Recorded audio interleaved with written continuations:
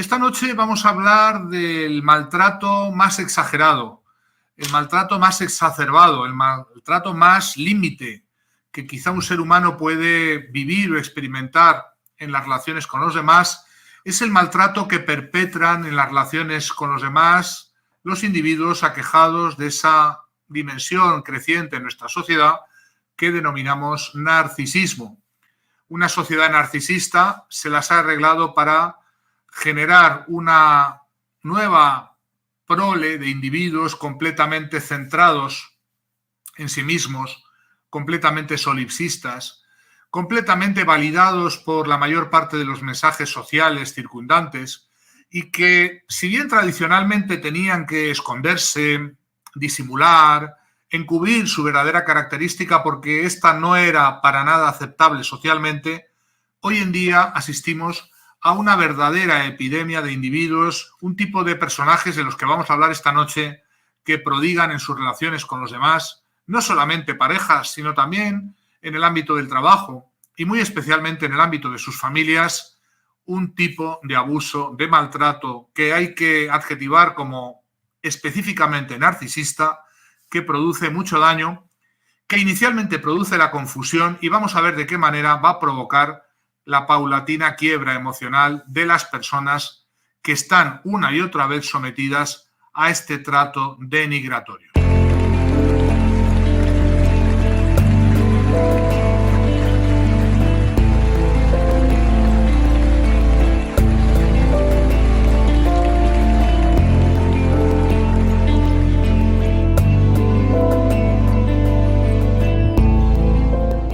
Bueno, esta noche, como tantas otras noches, tenemos a nuestros queridos narcisistas como protagonistas.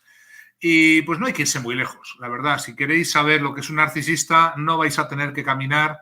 ni siquiera ni kilómetros, ni cientos de metros. Quizás apenas tengáis que hacer unos metros, o incluso muchos de vosotros seguramente convivís en vuestros vecindarios, en vuestros trabajos o en vuestras propias familias con individuos con esta característica que ya hemos descrito en libros, en infinidad de directos, pero que hay que ir poniendo la actualización correspondiente, porque sabemos cada vez más sobre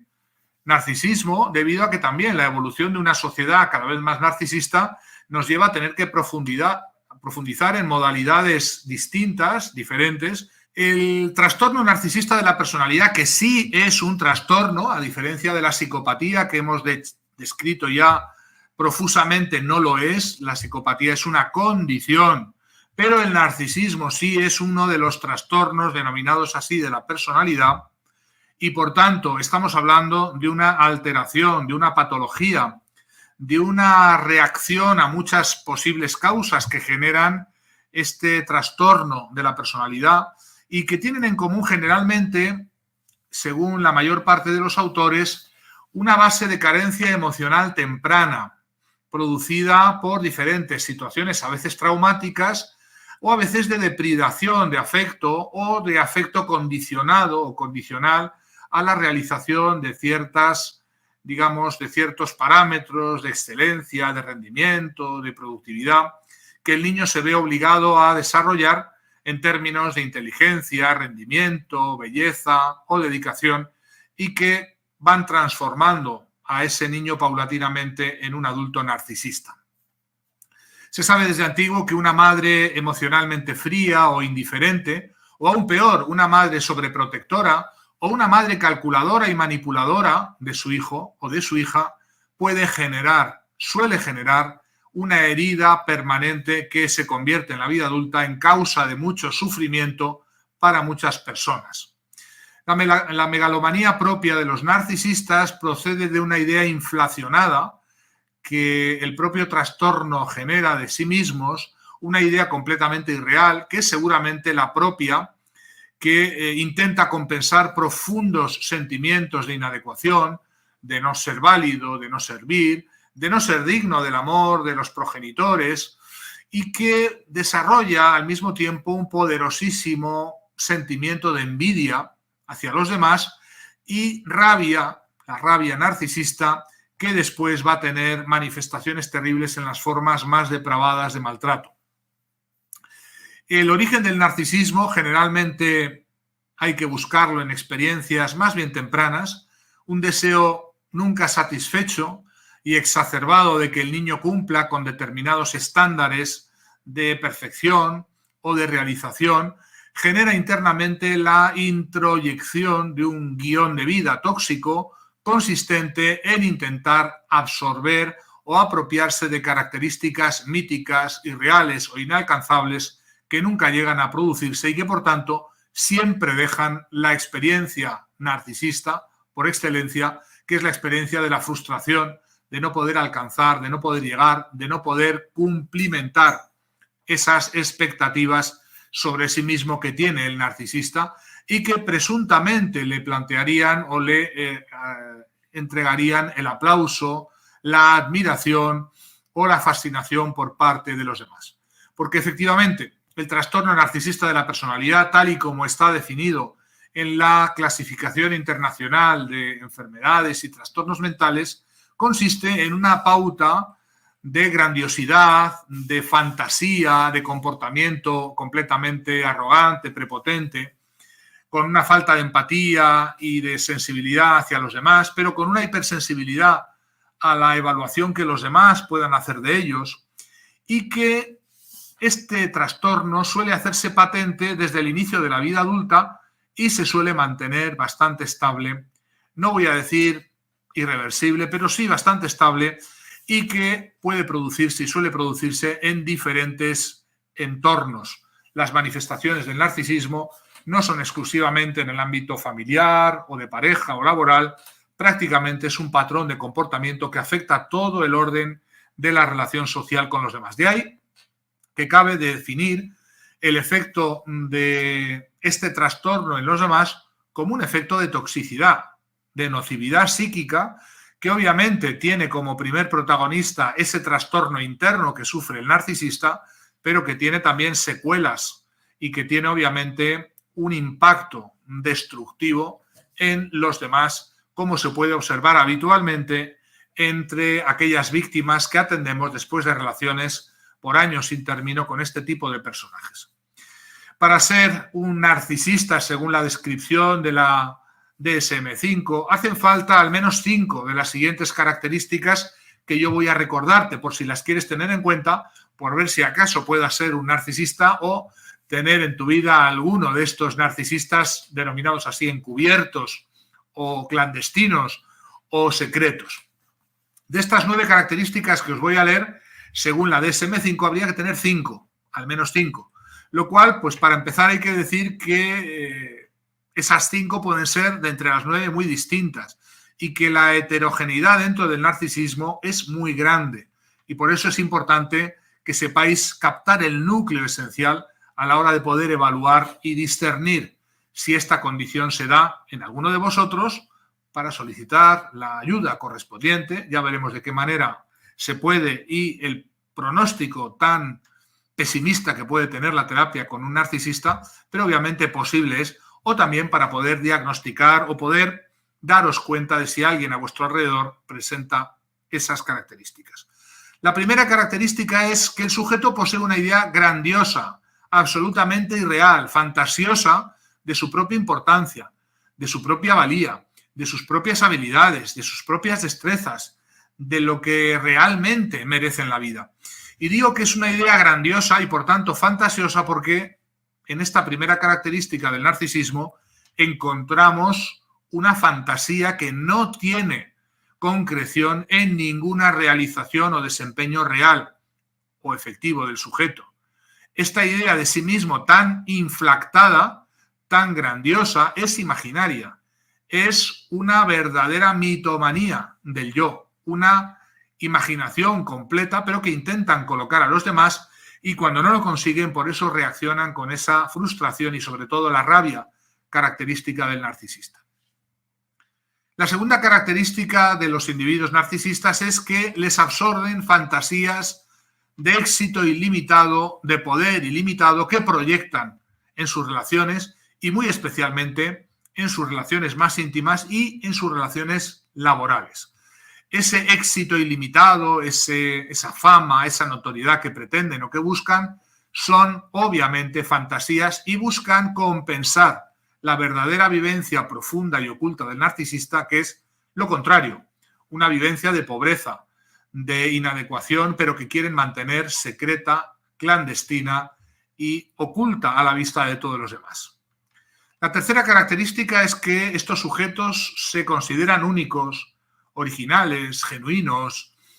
sienten que solo pueden ser comprendidos por personas de alto nivel, especiales, very important people, de alto estatus personal o profesional o institucional, que pudieran estar a la misma altura que ellos. Esta especialidad o esta percepción de sí mismos como personas de élite, obviamente tampoco tiene que ver con ninguna realización, ningún merecimiento concreto. Vuelve a ser una fantasía compensatoria que busca sobre todo mantener a raya esos sentimientos de pobreza y de inadecuación que el narcisista experimenta en secreto. La cuarta característica es que necesitan excesivamente la admiración, la aprobación, la mirada fascinada de los demás. En este sentido, cabe diagnosticar que el narcisista es un parásito del deseo, lo mismo que lo es también el psicópata. El narcisista necesita ser admirado, necesita ser objeto de esa fascinación por parte de los demás y por eso no va a dudar en mantener un estilo de vida escaparatista que incluya el mostrarse a todas horas, revelar detalles de su vida, convertir aspectos íntimos o privados en públicos y manifiestos para todo el mundo, exhibir una presunta estupenda vida maravillosa, feliz, llena de buenas cosas que está puesta al servicio de poner una mirada ansiosa, envidiosa, fascinada a los seguidores o admiradores de los que necesita vivir y que por tanto no tiene nada que ver con una verdadera vida buena o vida feliz que pudieran tener. Es de nuevo un fake, un artefacto psíquico puesto al servicio de hacer ese juego psicológico de aparentar ser lo que no es. El narcisista también tiene una sensación de que se le debe todo. Quinta característica, todos le deben todo. Y además sin haberlo merecido, porque ese sentido de categoría por el cual tienen unas expectativas de un trato irrazonablemente bueno o especial por parte de los demás y que los demás tengan que aceptar automáticamente sus deseos por el mero hecho de que ellos los tienen o los expresan. Es otra característica peculiar de ellos. La número 6 es que explotan interpersonalmente a los demás, viven de los demás y viven de la energía, muy especialmente de los demás, a tal extremo que algunos denominan este robo energético como vampirismo o como a las víctimas como suplementos, como alimento, dentro de una metáfora más bien energética que se parecería un poco a las películas de vampiros o a esas formulaciones que a veces se han hecho respecto a la capacidad que tienen estos personajes de absorber completamente toda la energía y el dinamismo vital de las personas que les rodean. A tal extremo puede llegar esta absorción, esta explotación interpersonal, que las víctimas de las relaciones tóxicas con narcisistas sienten haberse quedado vacías, sienten haberse quedado sin ninguna capacidad de dinamismo, de poder seguir adelante, de poder tirar adelante con su vida. Número 7, la característica central es la falta completa de empatía y la imposibilidad o incapacidad de reconocer o identificar las necesidades de los demás como necesidades legítimas. El otro es tomado como un mero suplemento, como un mero suministrador de la energía o de la mirada fascinada o de la admiración o del aplauso. El otro es un mero fan o seguidor o potencial candidato a cantar las alabanzas del señor o señora narcisista.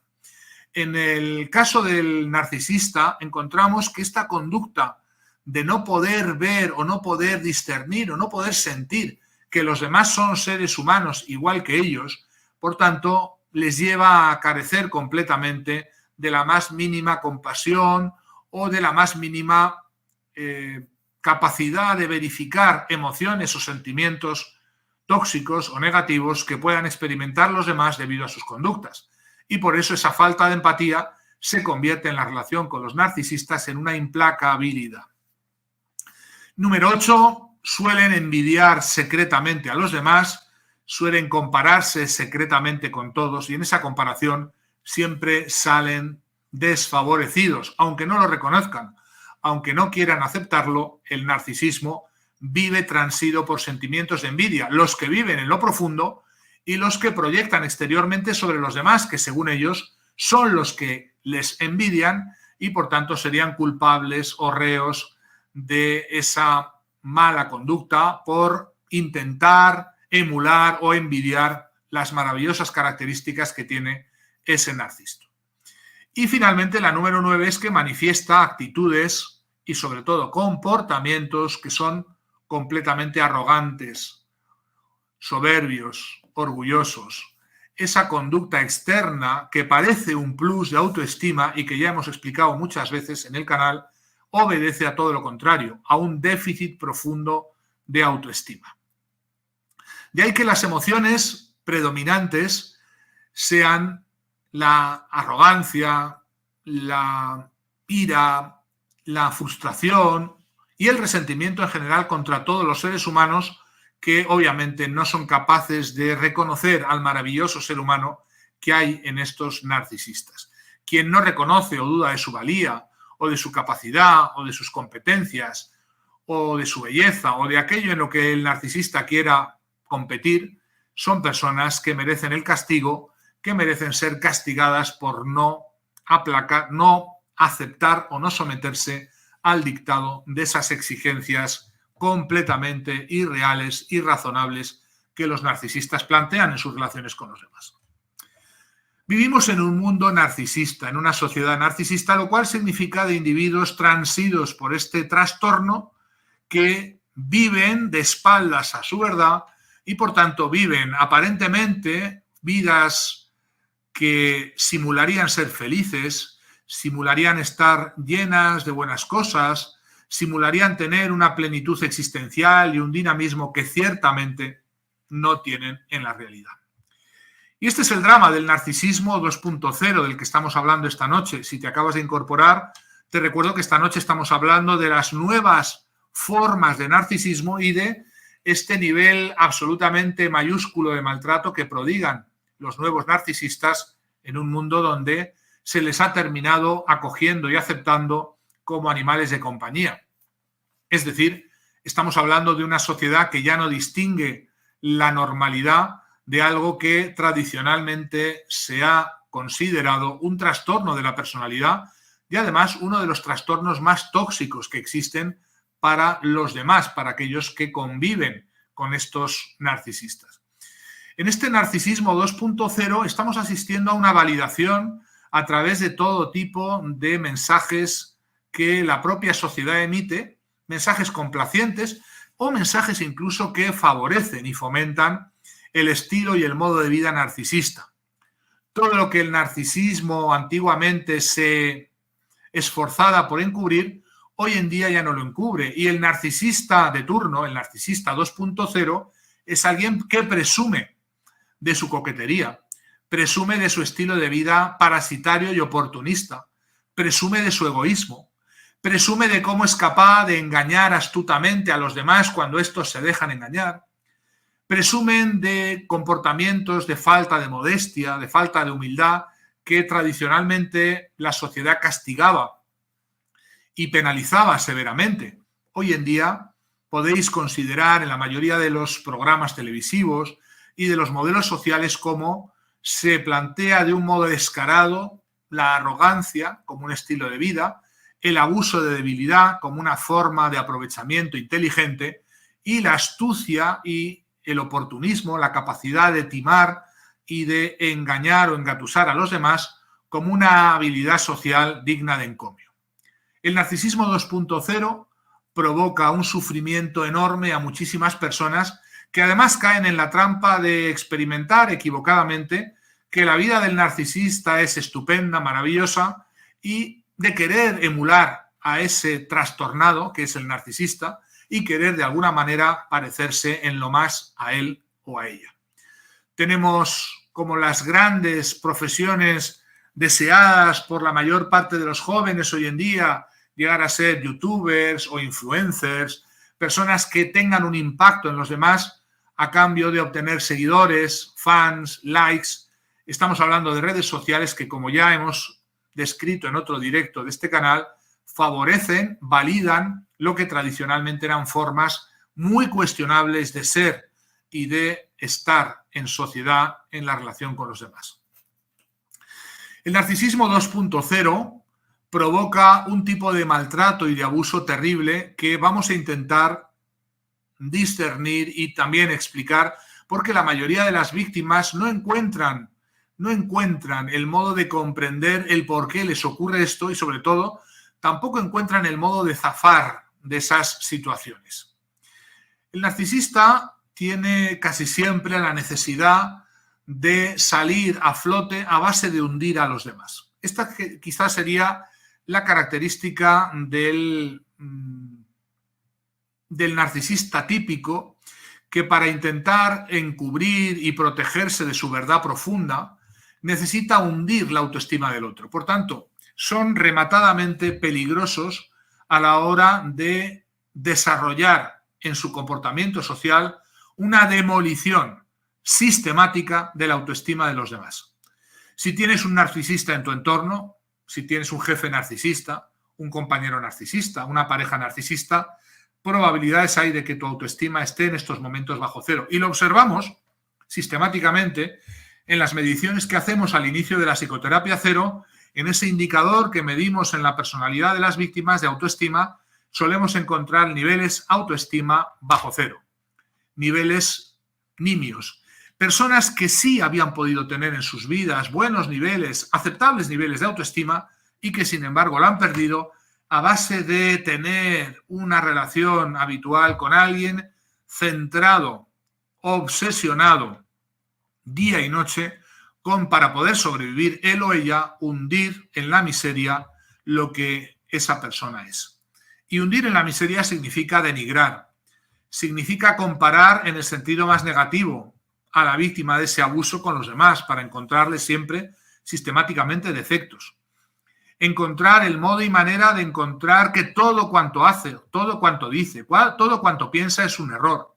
La convivencia doméstica con un narcisista es demoledora. Es una constante campaña de busca y captura de los errores, de las cosas que has hecho mal, de lo que debería haber sido hecho de otro modo, de aquello que pueden ser verdaderamente errores o de aquello que no lo son, pero que se van a inventar o se van a exagerar como errores inaceptables, errores gravísimos, que van minando y que van denigrando a esa persona, que hay que definir, por supuesto, a partir de ahí, como una verdadera y auténtica víctima. El narcisista necesita, por tanto, manipular el sentimiento de valía del otro para intentar, comparándose con ese otro, encontrarse siempre como la madrastra del cuento, la más bella del jardín.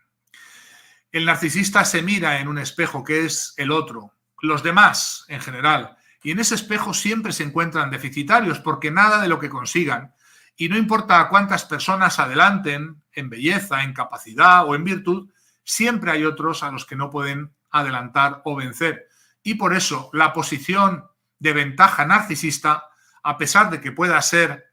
en algún momento real, siempre es provisional, y esta provisionalidad el narcisista la vive como angustia. Por tanto, el narcisista vive que ese triunfo siempre es momentáneo, provisional, y siempre está amenazado por la próxima Blancanieves que puede surgir y que puede lamentablemente arrebatarle el ranking de primer puesto de ser la más bonita del jardín, la más bella del reino, todo aquello que la o el narcisista experimenta como una absoluta obsesión, una necesidad vital de vida o muerte.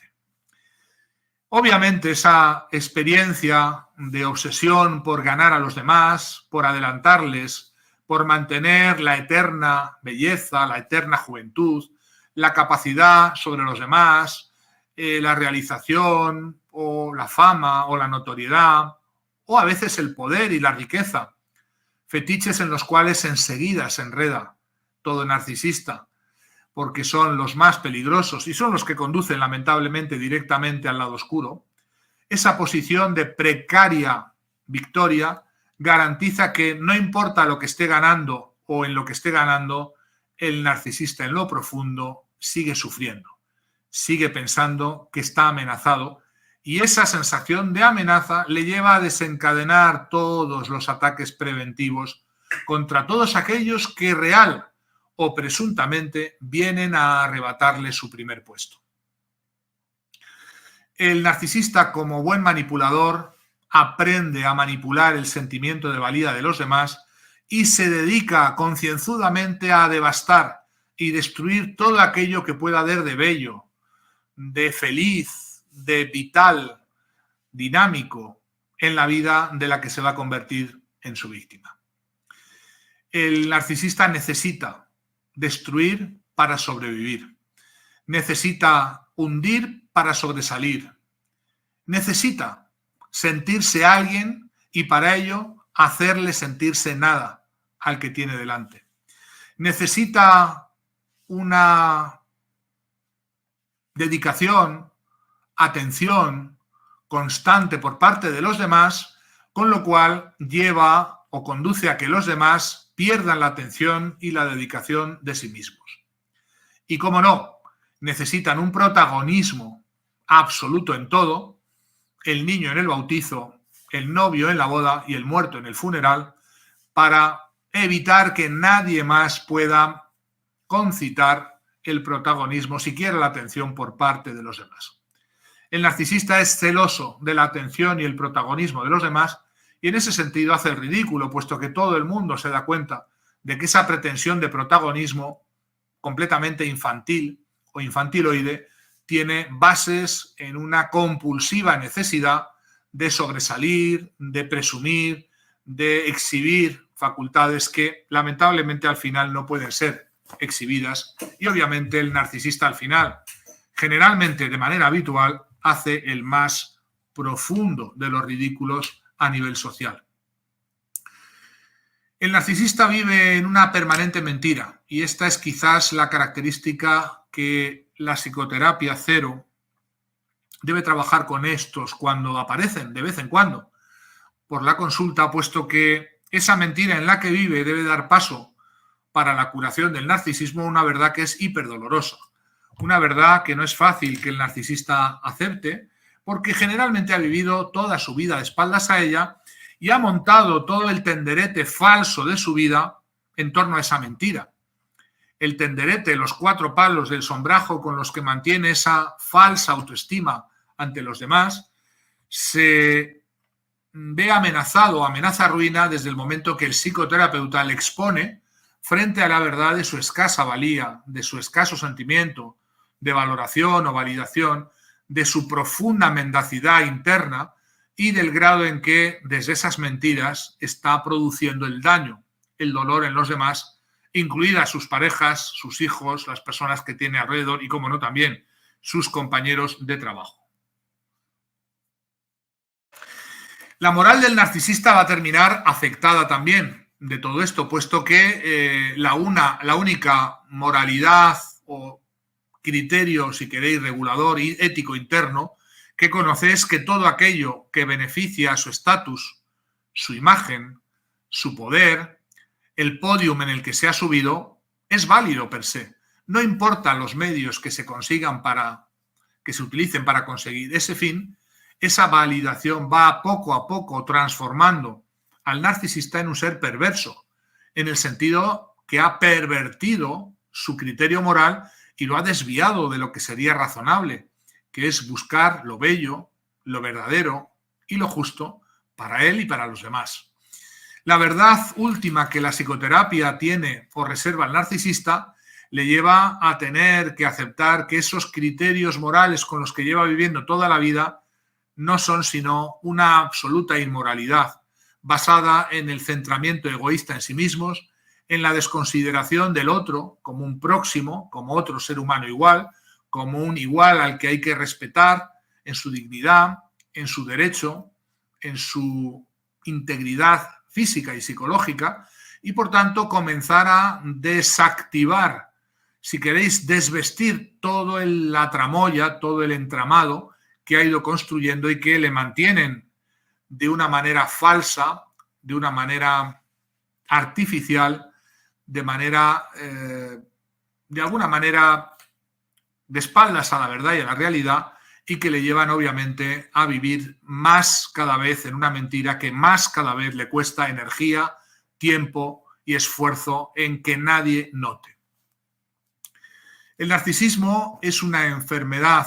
psicológica que tiene cura, un trastorno mental, un trastorno de la personalidad, lo cual no quiere decir que sea un pronóstico ni fácil ni probable el hecho de que los narcisistas acudan a psicoterapia. El más típico caso narcisista es aquel que viene de la mano de una pareja o de un familiar que le ha exigido como ultimátum que acuda a terapia, pero no hay una verdadera motivación intrínseca a la hora de pedir ayuda o pedir salir de estas situaciones. Los narcisistas no ven que su vida y su modo de vivir está destruyendo a los demás. No les interesa verlo. Podrían verlo, pero eso significaría tener que renunciar a un modo de vida que llevan demasiado tiempo aplicándose y aplicando a los demás. La psicoterapia tiene para ellos la necesidad de construir sobre las bases de una verdadera autoestima y no de la falsa autoestima que les lleva a las necesidades compensatorias de de comportamiento arrogante, prepotente, y por tanto la psicoterapia les lleva a tener que construir desde la aceptación profunda de su miseria, de su pobreza personal, cosa que les aterroriza.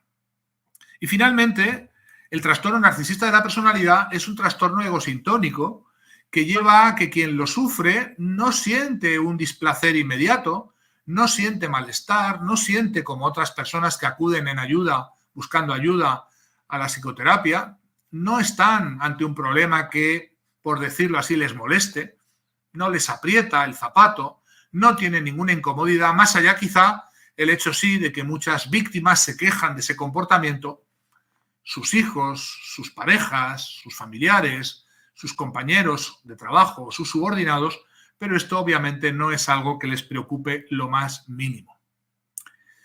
El narcisista, por tanto, tiene un pronóstico más bien pesimista dentro de la posible psicoterapia que lo curara y desde luego tiene muchísimo tiempo de trabajo terapéutico porque no es fácil revertir toda una vida vivida desde la mentira, vivida de espaldas a la realidad y a la verdad. Y por eso, lamentablemente, el consejo más rápido que hay que dar a quienes viven o tienen relación con estos narcisistas es lo antes posible ponerles límites, fijar la raya que no han de pasar y si eso no funciona como habitualmente tiende a no funcionar, plantearse el contacto cero. Obviamente, sin el contacto cero hay muchas cosas que se pueden hacer con ellos y es la confrontación directa en el mundo del trabajo, en el mundo laboral, donde generalmente las víctimas de mobbing atribuyen casi siempre a su instigador características narcisistas.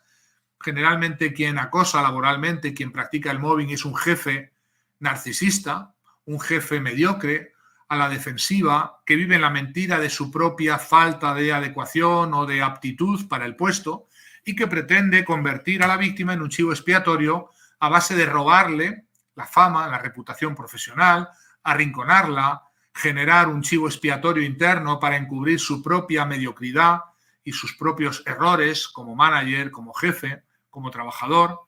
y también vengarse de la envidia que experimentan hacia aquellos compañeros o subordinados que despuntan, que tienen carreras profesionales que les adelantan, el aprecio de clientes, de otros compañeros, en definitiva, el hecho de que el narcisista tiene muy mal pronóstico y por eso la terapia es más bien improbable, no imposible, pero ciertamente improbable. Y también, por último, porque la psicoterapia del narcisista, especialmente de estos narcisistas 2.0 con los que nos estamos encontrando hoy en día, va contra todo el mainstream, el espíritu de la época, que es un espíritu que hay que determinar claramente como impregnado, imbuido de narcisismo, es decir, de una toxicidad que valida el propio comportamiento y el propio ser narcisista en la sociedad. Porque yo lo valgo, porque yo soy mejor, porque yo soy más listo, puedo abusar de ti, porque soy más astuto, te puedo engañar, porque me planteo a mí mismo el ser excepcional, genial, me tienes que seguir o adorar o envidiar. Todos estos mantras sociales van en contra de lo que debiera ser el mensaje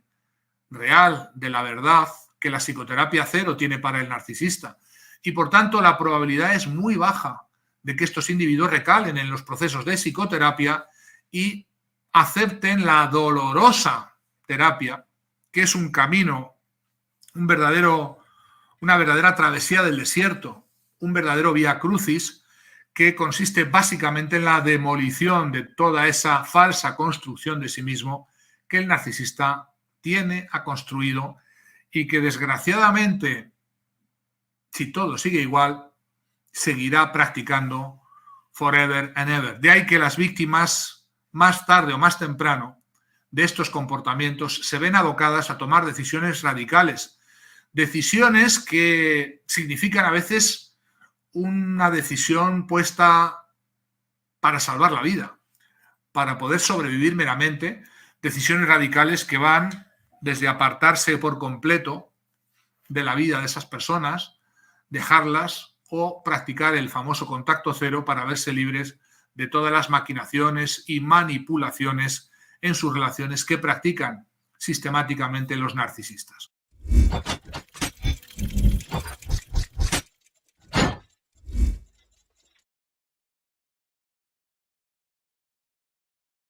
No puede ser más negativo o pesimista mi pronóstico, porque vamos, y lo estamos viviendo cada vez más, a un mundo donde más narcisismo significa más víctimas, significa nuevos narcisistas que emulan a los anteriores, puesto que se produce ese fenómeno ya descrito en mis libros de clonación de narcisistas. Los narcisistas producen narcisistas a su alrededor. Los progenitores narcisistas no solo pueden, pero suelen generar en sus vástagos algunos también que van a salir con esa reacción de grandiosidad y se convertirán en narcisistas. En definitiva, el futuro más bien es un futuro comprometedor y un futuro donde, lamentablemente, pues no nos queda más remedio que avisaros, entrenaros,